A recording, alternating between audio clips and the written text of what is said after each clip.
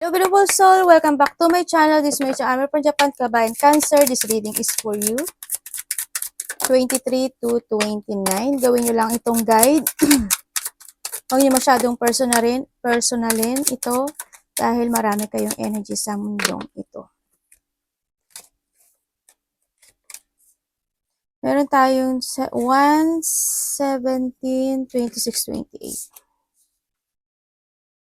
Okay, yung iba sa inyo ay meron na kayong i-start na isang situation sa buhay mo o may mga i-end na kayo na isang sitwasyon o may mag-i-end na isang sitwasyon sa buhay mo. You have a duty to do. Sa nakikita ko dito, Cancer, may mga burden siguro na maaring matapos na. I hope wala nang burden na dumating sa buhay mo. Pero may nakita kong big problem. Pero ang nakita ko dito, siguro is time to end yung sitwasyon. Pag-aralan mo maigi yung mga bagay-bagay o sitwasyon na gusto mo ma-develop or gusto mo magkaroon ng success doon sa bagay na yun or ma-achieve yung bagay na yun. Pag-isipan mo maigi, paano mo siya gagawin. No? Kung sa mga aspeto ng buhay mo na yan, sa nakita ko dito, magkakaroon o may mga kalungkutan ako nakita dito, andun din yung situation na maaaring makaka-receive ka ng isang information or communication from someone. Ang nakita ko, may mga isipin ka na gusto mo nang umpisahan, may mga isipin ka na gusto mo nang magkaroon ng transformation doon sa bagay na yun, may mga pagpupukusan ka this time, sa nakita ko dito. Andito yung confidence mo para gawin yung bagay na yun, sa nakita ko. Pero ang nakita ko sa'yo, siguruhan din pa yung pag-aaral o pagsisiyasat sa bagay na yun, sa nakita ko dito. No, may mga sitwasyon, siguro iba sa'yo nag-aaral pa or mag-aaral o may mga sitwasyon na gusto mong pag-aralan muna bago mo umpisahan. Kung sa mga aspeto ng buhay mo yan may mga biglaang magaganap o mangyari. Maaari makareceive ka ng news message, ganyan, you're doing your fashion, may mga gagawin ka na uumpisahan o gagawin na isang fashion sa buhay mo. Sa iba naman sa inyo is may nakita ako na paglipat. Hindi ko alam kung ikaw yung lilipat or someone is may changes happen. Lilipat ka ng bahay, ng lugar, trabaho, o you ending something, sana walang lungkot sa nakita ko dito or sana walang, syempre mawalang buhay, di ba? Baka dapas na yon sa nakita ko kasi nandito na si 1 tsaka si 17 din sa nakikita ko dito. Tingnan natin. Energy ni Cancer.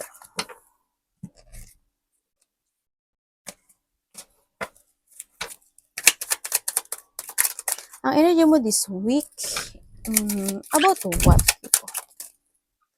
Okay. Ano niya?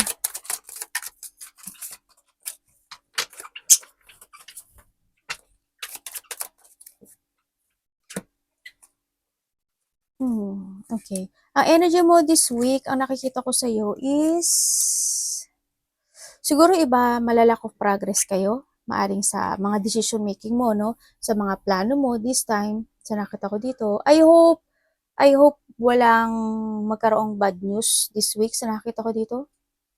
I hope walang bad news. Siguro when it comes to bad news kasi siguro money, no? Sa iba sa inyo. Yan. Kung magkakaroon ng bad news, siguro money. Sana hanggang ganun lang din. Pero kailangan mong planuhin maigi if this is a money, no? Sa nakita ko dito. Andito rin yung mga sitwasyon this week na magkakaroon ka ng mga pagliliban this time sa mga gagawin mo, ka-actionan mo, o mga paplanuhin mo. Magkakaroon ka ng doubt sa mga gagawin mo this time. Magiging mabagal yung lahat ng decision mo o yung mga action mo this time. And then may mga sitwasyon na you don't know how to proceed. Magka-action ka na ba or hindi? Magkakaroon ka ng option this week sa nakikita ko dito sa mga sitwasyon na gusto mo nang i-end, ayusin, gusto mong i-let go, gusto mong mag-transform o mga sitwasyon na gusto mo nang umpisahan, ganyan. Or anything na pagbabago sa nakita ko dito. O thinking for, kumbaga, sabi ko nga dito is paglipat, baka may mga gano'n na situation sa nakita ko dito. Yun, ang energy mo this week is magkakaroon ka ng mga lack of progress sa mga bagay-bagay mo sa goal mo, ganyan. And then, lacking of, lack of common sense ka this week, no? Kaya, kailangan mo ging very slowly sa mga bagay o sitwasyon o mga paplanuhin mo this time. Tsaka kailangan you have a clear goal or handun yung kailangan meron kang layunin this time sa nakita ko to baka may mga sitwasyon na biglang maling liko o maling decision ito, no? So, iba sa inyo is magkakaroon ng unhealthy lifestyle this week sa nakikita ko dito. May mga sitwasyon din na I hope hindi ikaw, baka magkaroon ka ng irresponsible action this week, no, sa nakikita ko dito. May mga sitwasyon na this week na maaring hindi siya maganap or hindi mo ma-achieve. Pero mag-focus ka doon sa bagay na yon. Kumbaga, kontrahin mo na yon. Kailangan mag-action ka when it comes to layunin. You need to be very careful sa lahat ng mga plano mo this time. Kailangan sa'yo is a cleansing kasi because is a retrograde din kasi kaya yung iba sa inyo, natural na magkakaroon ng mga delay sa inyo, no? Kasi retrograde tayo ngayon. And then, handun yung mga sitwasyon na kailangan mo maging more on balancing and patient this time sa nakikita ko dito. Kailangan mo magplano ng very careful this time. Kung ano yung mga i-end mo, ilelet ko mo, aayusin mo, babaguhin mo, itatransform mo, i-start mo sa nakita ko dito para hindi ka rin magkaroon ng messing. Yan ang pinaka-the good this time.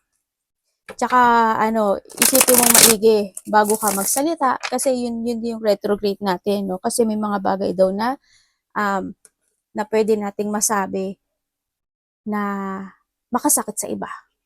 Yun, kasi magiging irresponsible ka this time. Ganyan. Tingnan natin ang parating.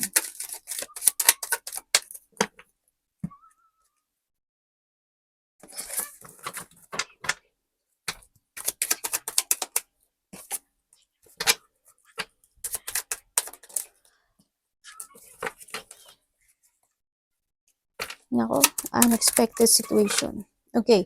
Ang parating sa'yo this week, ang nakikita ko, yes, may mga situation na medyo masakit sa nakita ko dito. Kasi may mga ipo-forward ka na plano this time, this week, sa nakita ko to. Pero ang nakikita ko sa'yo is magkakaroon sa'yo ng disruption or magkakaroon ng delay. Kasi natural yun, retrograde tayo. Magkakaroon talaga ng delay this retrograde talaga. Lahat, hindi lang Cancer, ganyan. Lahat ng zodiac, magkakaroon ng delay. As in, magiging very emotional kasi ang lahat ng tao this time. Yan, may mga sitwasyon na delay, may mga sitwasyon na malo-loss of control ka, may mga sitwasyon na magpapakatatag ka pero nasasaktan ka, ganyan. Sa nakita ko dito. And also, andito rin yung situation na this week is may mga deep wound akong nakikita sa'yo, maaring sa trabaho mo, sa pamilya mo, o sa mga gusto mong i-end o baguhin sa buhay mo. Sa nakita ko dito. Maaring andito rin yung tingnan ko kasi mahal dito sa paghahanap ka ng direction yung mga hanapin kang direction sa buhay mo.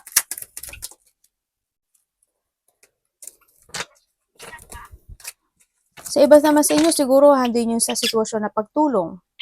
Diba? Baka may hihingi sa'yo ng tulong. Maaring may hihingi sa'yo ng tulong na umingi na sa'yo na dati ng tulong na yon, hihingi uli siya sa ng tulong. Maaring family mo, kasama mo sa trabaho, karelasyon mo, ganyan. Sa nakita ko dito, it's more on, siya, I hope hindi lahat, no, sa nakita ko dito, kasi baka mag-depress kayo this time. Ang nakita ko rin kasi dito is there's a disloyal person ako na nakikita dito. May mga tao rin ako nakikita na I hope hindi rin ikaw yun, pero may mga insecurity ako nakikita dito Nako. Hindi naman siguro kayo lahat to, no? Sa nakita ko dito. Is more on stagnant kasi ito. Pero you need to keep fighting, kung ano man ito. In a part of the family, may nakikita ko dito na hindi siya healthy. Medyo siguro may problema siya. Kung sino man ito, siguro handun yung may babae, lalaki rin dito. Ganyan. Kumbaga, maaring may mga nangyari noon na muling maulit muli this time na maaring tutulungan mo siya, no? o maaaring ito to, baka you are an unhealthy situation, ganyan. Sa nakita ko dito, na need to heal. Yeah, may mga naganap noon na mauling magaganap sa ngayon. Kung may mga situation na hindi pa nag-heal o may mga situation na may mga problema when it comes to a health, sana mapukusan din to, no, sa nakita ko dito. Baka sa iba dito pagtulong. Sa iba dito in a relationship. Kumbaga, halimbawa sa family o kaya sa relationship, kumbaga din pa rin yung siguro ang nangyayari sa inyo is minsan okay kayo, minsan hindi. Diba? Pero you try pa rin to keep fight dun sa sitwasyon na yun, na magkaroon kayo ng recovery, at magkaroon pa rin ng mga magagandang outcome sa nakita ko dito. Pero ang nangyayari is paulit-ulit yun. Ganyan. Sa nakita ko, sa iba sa inyo ganun. Hindi naman lahat to. Kasi ano nga to general to. Sa nakita ko dito. And then also, may tao nakikita dito na makasarili. Sarili niyang iniisip niya. May taong bitter. Mari makakaramdam talaga yung iba sa inyo na katamaran. Kasama yun sa retrograde. Sa nakita ko dito. And then, may mga situation na may taong magiging cold. Or ikaw is magiging cold. Ganyan. Tingnan natin. Anak ba? Anong dapat iwasan?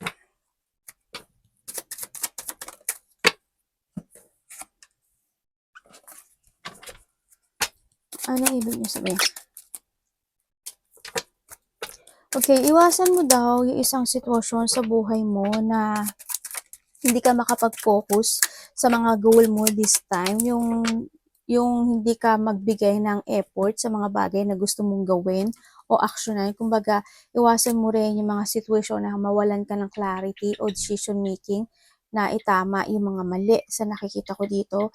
Andito rin yung situation na this is a time na rin na kailangan mo daw mag-focus din sa money mo if ever na may money issue ka. Sa nakita ko dito, kailangan sa iyo is to control and balance sa lahat ng aspeto ng buhay mo.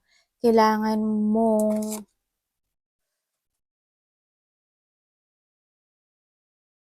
it's more on balancing no, dito. Naaring sa pagkain mo, kailangan balance, o sa pera mo, kailangan balance.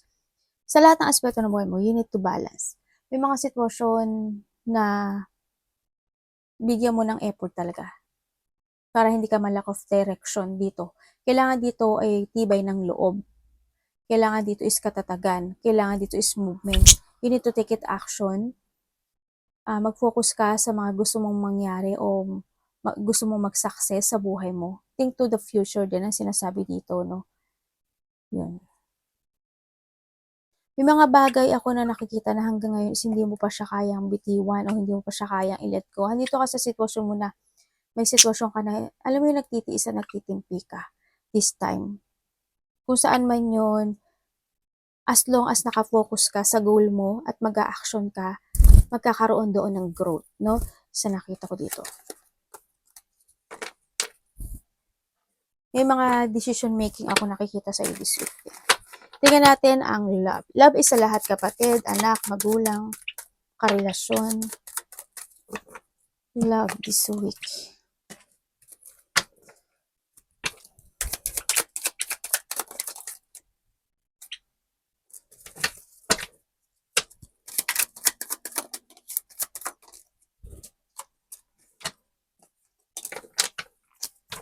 Tandaan nyo palagi tayong vice versa. Okay, maaaring magkakaroon o makaka-receive ka ng communication, no, dito. Sa nakikita ko dito, or may mga situation na reconciliation. Ganyan. Makaka-receive ka ng text message, information, communication. Sa iba sa inyo ganun, sa nakita ko dito. May mga sitwasyon, when it comes to all kasi nandito yung sitwasyon na isa sa inyo is nagiging immature or andun talaga yung pagkakaroon ng pagdududa, no? Baka this week is magkaroon ka ng pagdududa sa isang tao na nasaktan ka niya in the past, ganyan. Or situation na na-disappoint ka sa kanya in the past. Yun. O kaya dito rin yung situation na may mga sitwasyon na Kasi maho-hold ka ng nakaraan sa iba sa inyo, maaring nandun pa rin yung painful situation happen. Maaring may mga naganap o magaganap sa buhay mo o naganap sa buhay mo na hindi ka pa makakapag-start ng new beginning into your life. Sa nakita ko dito.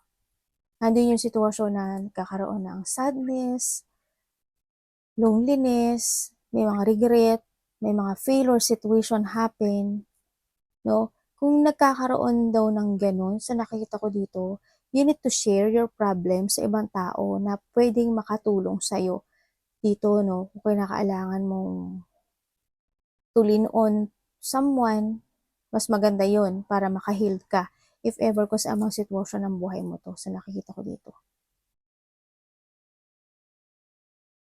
May mga sitwasyon na nagkakaroon ka kasi ng frustration when it comes dito sa love na to. Magkakaroon ka this week kasi may frustration ka sa tao makikipag-communicate sa'yo or reconciliation ako nakikita sa'yo. Or may mga situation ako na pwede kang malito this week sa taong makikipag-usap sa'yo. Anak, ano ba yan? Saan ka galing? Parang engot yan. Yun. Siguro magdadalawang isip ka sa kanya. Halimbawa, may sa'yo, reconciliation, o may nag-text sa'yo. Ganyan, ganun. Kumaga, nagsisisi na ako, can we start again? Mga ganyan. Maaaring magdalawang isip ka doon.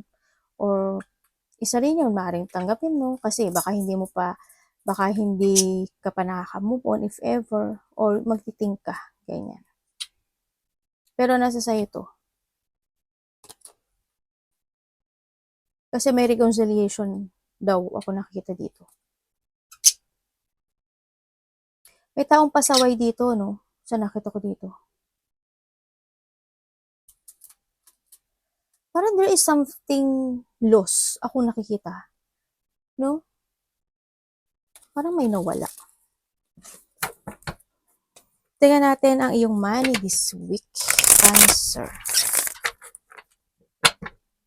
Kamusta ang money niya this week?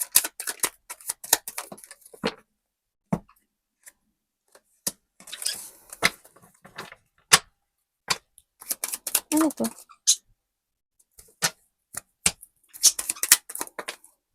When it comes to your money, sa nakikita ko dito, okay naman. Nandun naman yung balancing sa nakikita ko dito. Yung na-enjoy mo naman yung pera mo this time sa nakita ko dito. Maaaring yung iba sa inyo, nagsisikreto na rin kayo ng pag-iipon ng pera, ganyan. Or you need, no, sa nakita ko dito. Yun nga lang, sa iba, nagkakaroon ng disappointment. Dito, kumbaga na din yung sitwasyon na binabalanse nyo. Yung situation ng pera nyo. Pero sa ngayon kasi, you're taking to the higher path. Sa iba, hindi lahat to you're taking to the higher path, naaring may mga sitwasyon na magkakaroon na ng happiness at magkakaroon na ng pag-uumpisa, no? Na may mga ma-achieve na kayo or maaring yung iba sa inyo is mag-uumpisa na talaga kayo na mag-ipon ng pera this time sa nakikita ko dito or you need na talaga, no? Kasi may mga pwede siyang, kung mag-iisip na kayo at magpapasya ka na talaga is magkakaroon ng overflow of money. Kumbaga, there's a success. Ako nakikita dito. Yan. Yung iba sa inyo, andito kayo sa situation nyo na maaring may mga gagawin kayong creativity. You're starting to create when it comes to a money or mga bagay-bagay na gusto mong mangyari this time. Yun. Iba dito maaring may mag-aaya sa'yo. May makikilala yung iba sa inyo na bagong tao, maaring friend, ganyan. May mga makikilala kayong mga bagong kakilala, or may mga new collaboration, or mga pupuntahan kayong, there's a gathering Hindi ko alam ano yun Pero may gathering or may mga pagkikita. Ako nakikita dito, may mga tao na magbibigay ng suporta sa'yo. They giving you love and support. Sa nakita ko to, either to a friend, ganyan, sa mga bagong kakilala man yan, luma man to, sa nakita ko dito. Yun. May mga makilala ka rin. Sa sa money mo, magkakaroon daw siya ng magandang happen. Pero yun na rin yung time na kailangan mo na mag-umpisa na mas more kang kumonek sa sarili mo, na kailangan mo na magpasya na mag-ipon, mag-save ng money sa nakita ko. And think to the future din. Di ba naman sa inyo nagiging maganda na yung flow? Iba-iba kayo ng energy. Tingnan natin ang ano ba yung sunod ko? Health. Health. Kamusta ang health ni Cancer? The Fool.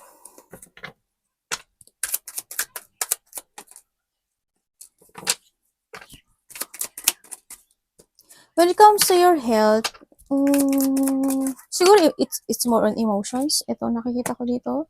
Nakikita ko naman you're strong. Strong ka naman, kaso handun ka lang sa sitwasyon mo na may mga lungkot inside and outside, hindi mo pinapakita yon.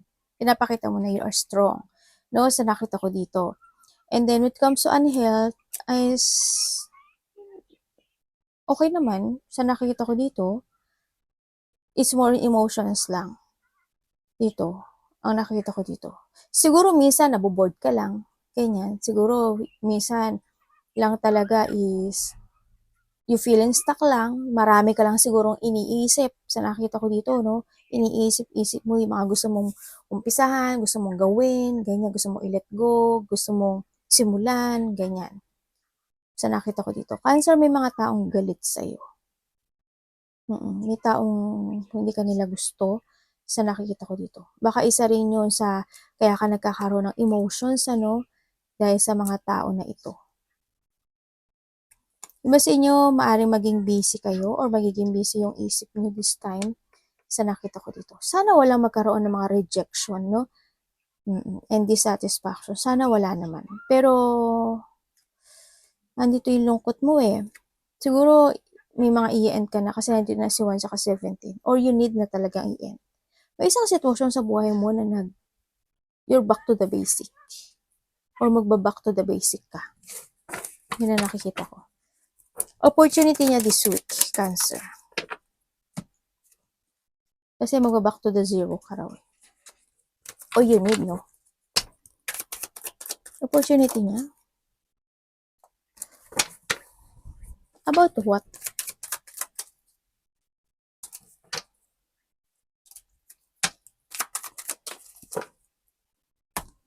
Okay, opportunity mo. This week, may mga didesisyonan ka raw. May isa kang bagay na pupukusan this week at didesisyonan. Pero ang nakita ko dito ay medyo maguguluhan ka ata. Ganun.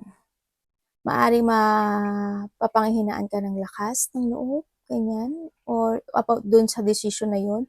This week, maaring may mga gusto kang pukusan at umpisahan na plano, pero may misalignment ka ata dito sa nakita ko dito.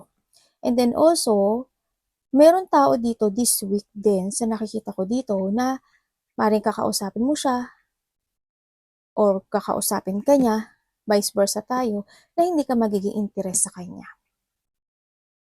Halimbawa, kinausap kita, oy, pwede ba tayo mag-business? Pwede ba tayong ganito, ganyan? Kung ano man yan, business man yan, anything, na maaring hindi ka magno-no ka, ganyan, sa nakita ko dito. Maaring hindi ka magiging, parang may iba kasi ikaw na plano eh, sa nakita ko dito. I hope this week wala ring mangyaring conflict sa nakita ko dito. Ganyan, may mga tao ako nakita, ikaw or someone is makipag-competition sa'yo. Ganun. Kumbaga, there's no collaboration. Malalack of collaboration or lack of teamwork ka sa ibang tao this week or into your decision o yung mga gusto mong fokusan o mga plano mo this week. Ang mangyari sa'yo this week kasi is you will go to the flow. Parang ganun ang mangyari sa'yo. Kahit siguro handin yung kahit ayaw, kinakailangan, mga ganun this week. So, iba sa inyo, maaari makaka-receive kayo ng text message, email, communication. May mga disagreement also this week, ano, sa nakita ko dito. May taong magmamataas ang ego. Advice kay Cancer.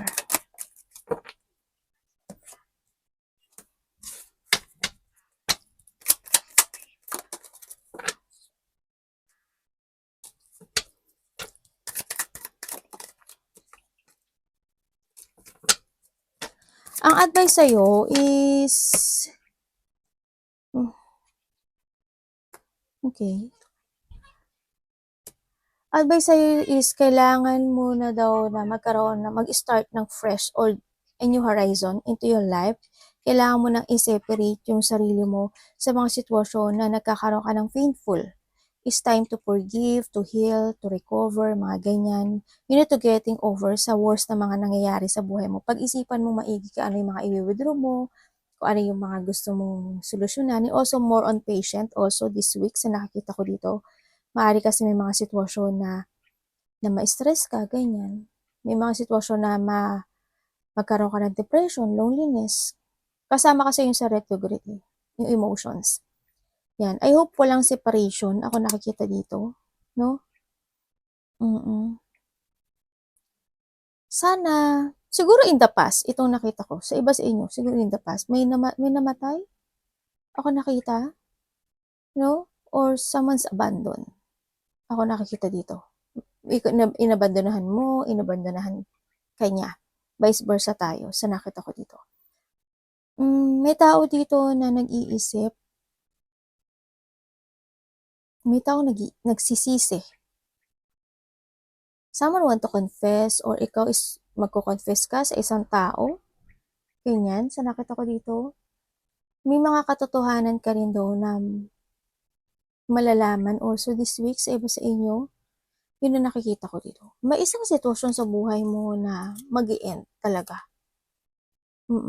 Sana walang walang mangyaring something. Kasi may unexpected blow of emotion also. Mga pain, deep hurt, heartache, baka malito ka, kuhanin mo lang yung sa'yo doon, maaring may mga unhappiness, hindi pagkakasundo, loneliness, baka may umiyak, ganyan, o may mga trauma, ganyan.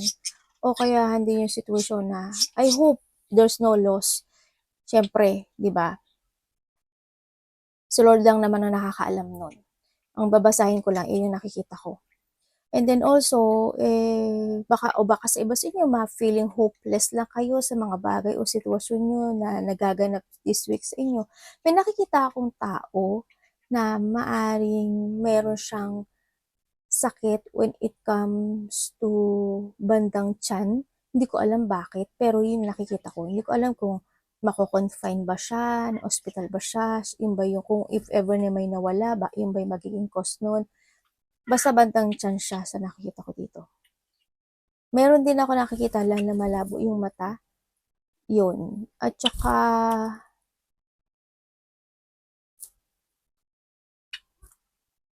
yun ang nakikita ko Hindi naman sana, wala naman sa heart, sa nakikita ko dito. Or bandang dibdib. I hope walang ganun. Yun. Taong malapit sa ito.